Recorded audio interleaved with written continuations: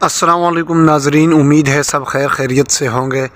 नाजरीन, मैं हूं बानी ख़ान होटल फील्ड में। सबसे मुश्किल रात मेरी आज। ये सामने गाड़ियाँ हैं, गाड़ियों की चौकीदारी भी मैंने ख़ुद करनी है। और वो ऊपर जो टावर नज़र आ रहा है वहाँ पे गीज़र हैं, वो भी जलाने। 3 गीज़र हैं।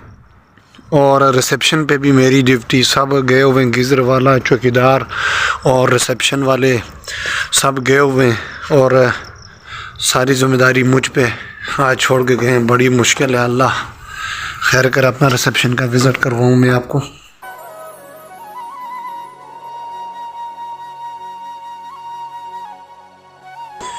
तो गाइस, मैंने अभी गीज़र जला लिए।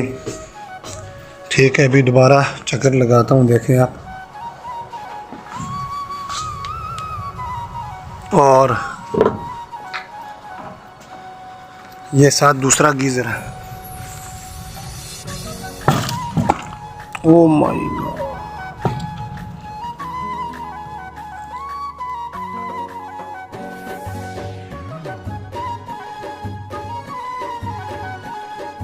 ये सुबह अज़ानों के टाइम